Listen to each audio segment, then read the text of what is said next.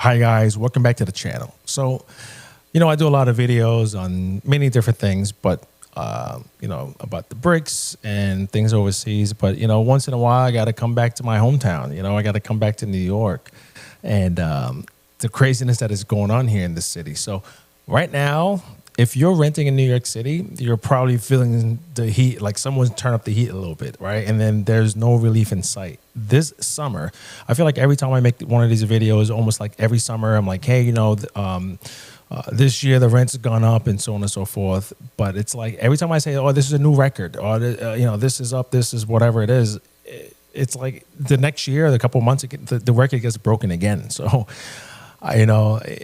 but every time it's like, oh, this is a new record. It's only a new record for now, because next year and whatever subsequent years after that, it's only going to get worse.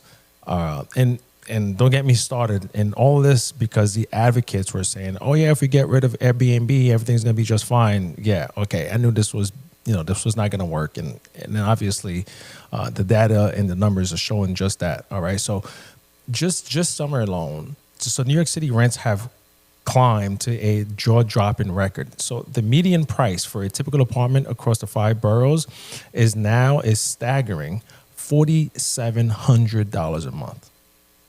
$4,700 a month, marking a 6.6% jump from just a year ago. So, and this is just the beginning. It's not going to stop here. All right. So in Manhattan, it's even steeper. The average rent in New York City right now in Manhattan is $5,500 a month. Okay, with the median clocking roughly $4,700 a month. It is the 7th month in a row that Manhattan has broken its own rent record. It's crazy. I don't even know why we even keeping track anymore. Like, forget it. Don't even keep the record, because it doesn't even matter. It's gonna get broken. Okay, so apartment hunters, people who are searching for an apartment right now, things are so bad. Things are getting so much out of hand. People who are looking for an apartment now, they are fighting for every available listing. People are falling over themselves to want to live in Manhattan. In June, there were about 7,300 new lease signing in Manhattan, a nearly 8% rise from a year ago, while the vacancy rate right now has shrunk to less than 1%. With just like everything else, like economics or whatever else is going on, with so few apartments available, about 1/4 of new leases go for above the original asking price. It kind of feels like what we were going through during COVID, when everybody was trying to buy homes and homes are going for above asking. Well, now we're seeing the same type of trend in rentals, which is crazy. And you may say to yourself, well, you know what? Maybe Manhattan is expensive, and maybe if I go to the outer boroughs, things would get a little better. Not so much. So most subway stations in Brooklyn and Queens, so most neighborhoods that's near transportation, that's easy to get around. So we've seen also a big rent hikes in those neighborhoods as well. The median one bedroom, are you guys ready? The median one bedroom in the outer boroughs in the city is $4,500, $4,000, $4,500. Insane. So the question you may be asking yourself, why are rents so high? Basic economics, supply and demand. There's inventory, not enough apartments. Inventory is dropping month after month in Manhattan. Bidding wars, too many people chasing too few rentals. Lenders and regulations. So basically what just happened recently, the city passed a law where they want the landlords to now pay the broker fee. They no longer want the tenants to pay for it. So as you would imagine, what would happen? Well, the landlords are now passing the cost of this new fee to the tenants. So plain and simple, they're not going to pay for it. They're going to pass it on to you, the renters. Okay, and now even the so-called affordable apartments are increasingly out of reach for many New Yorkers as well. So, the city made a deal with some of these developers. They're like, hey, if you make a certain percentage, like tax incentive and so on and so forth. And even some of these apartments where, and they say is affordable, there's some of them a little pricey. Now, this is the interesting part. So the new mayor candidate, which is Zohran Mamdani, what his solution? Well, with so many New Yorkers desperate for relief, mayor frontrunner Zohran Mamdani had stepped into the spotlight with a big promise. Ah, man, I get it. People are desperate, and these politicians always come with promises of how they're going to make things better. Like this guy is some kind of magician. He's not. He's a con artist. I believe half the stuff that he's going to do, it's not going to work. I'm not saying, he's a con artist and the other guy is better. I'm apolitical. I'm a political atheist. I belong to none of these parties. But I'm just saying to you, this guy's coming with all these promises, and it's like the devil's in the detail. They never exactly tell you how they're going to do this, but they come up with like fluffy words and nonsense. So what this guy wants to do, he wants to freeze rents. He wants a rent freeze on all stabilized apartments. Okay? And then this kind of politics, and I guess people hear that, they cheer, they think that this guy's actually going to implement these policies and that he's going to actually freeze the rents. But I can assure you that's not going to happen. But he is popular among, I would say, AOC and different, these types are, they're on board with him. They do like him. There she is right there. There's AOC campaigning with Zohran, and she supports his policies, and a lot of people from that camp also supports that. But also, he's kind of a divisive figure, and it's also draw the ire of the current president, and he is obviously not a fan of what's really going on with this guy, and so let's take a listen. Thank you, Caroline. Does President Trump want Zohran Mamdani deported? I haven't heard him say that. I haven't heard him call for that. But certainly he does not want this individual to be elected. I was just speaking to him about it and his radical policies that will completely crush New York City, which is obviously a city that the president holds near and dear to his heart.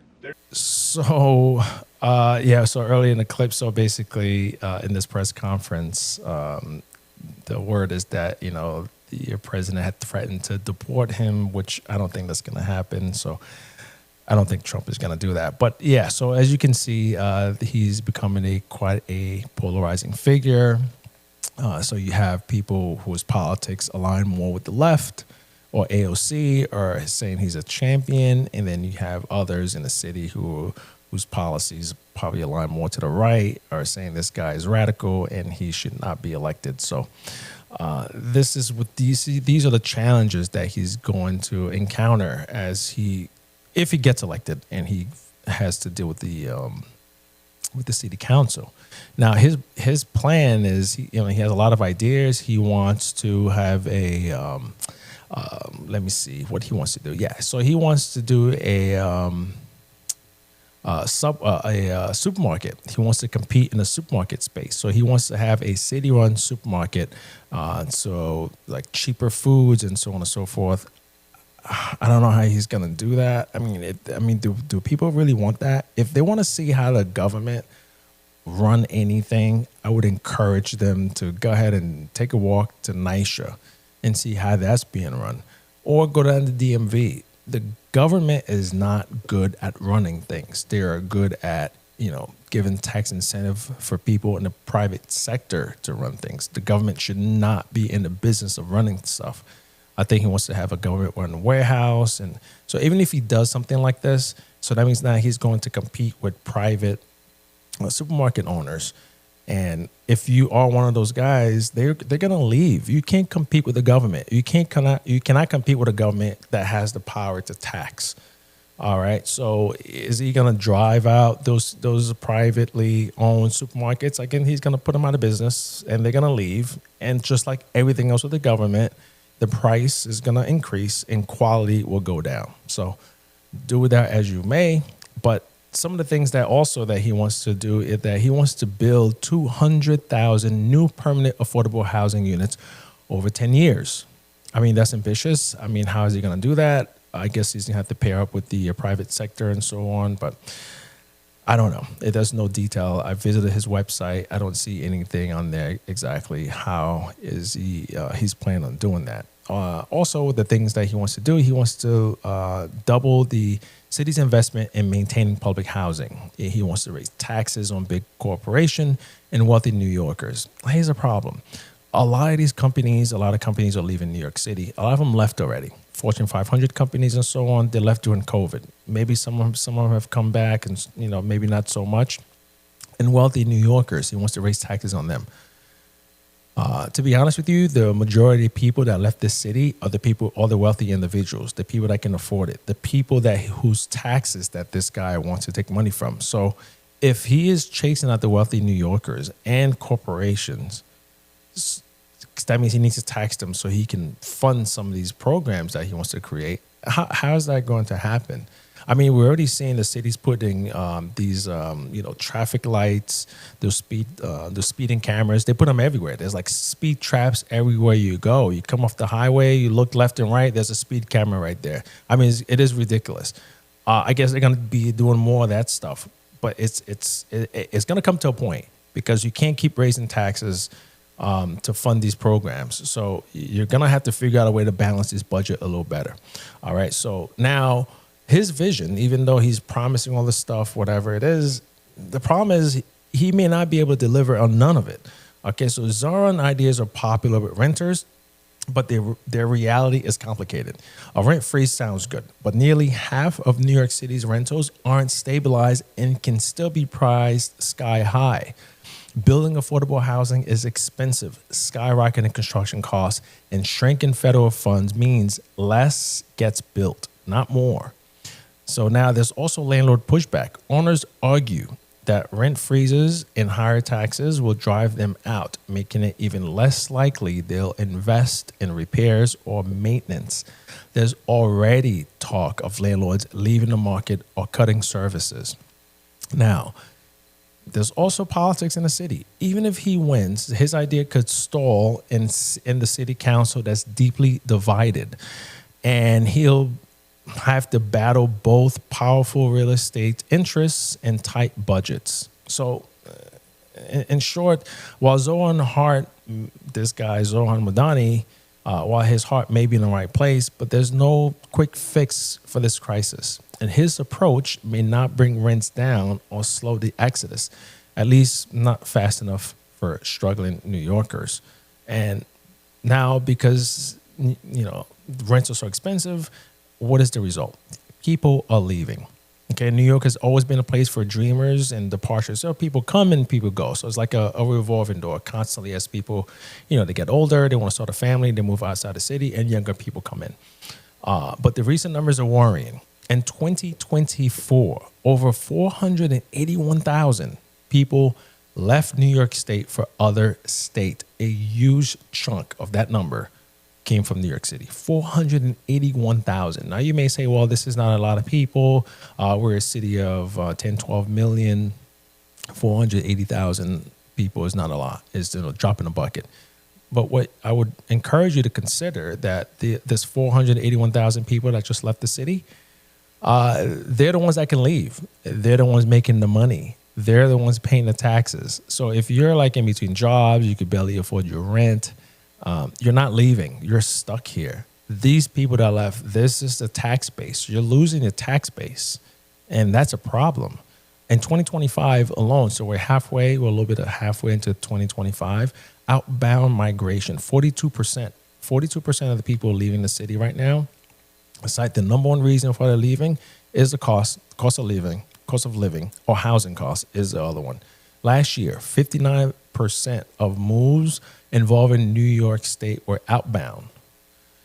Since the pandemic, the city lost 631,000 residents. Though Manhattan has started to recover a little bit thanks to international arrivals, people from other countries that come here, they park money and so on and so forth. It could be money laundering, whatever it is. So that's what's helping the city a little with newcomers. The only group likely to stay in 2025 compared to 2017, young adults aged 25 to 34, but only 50% of 18 to 24-year-olds say they plan to stick around. That's 50%. That's not so encouraging. So here's the bottom line. Renters are being squeezed so hard. For many, the dream of New York City doesn't add up anymore. And unless something truly massive changes, this revolving door will keep spinning and people will keep leaving. And the more programs, and as that's happening, and the city wants to create more programs, they're going to raise taxes, which is going to make people leave. And so you get the idea. It's going to become a cycle of, down the drain, basically. So I don't know exactly what they're going to do, but all I can say is this guy's promises and all the stuff that he says he's going to do, he's probably not going to be able to implement half of them. So we'll stay tuned and we'll see what's going to happen here. But anyway, that's going to be all for today, guys. Thank you for watching, and I will see you soon. Okay, take care.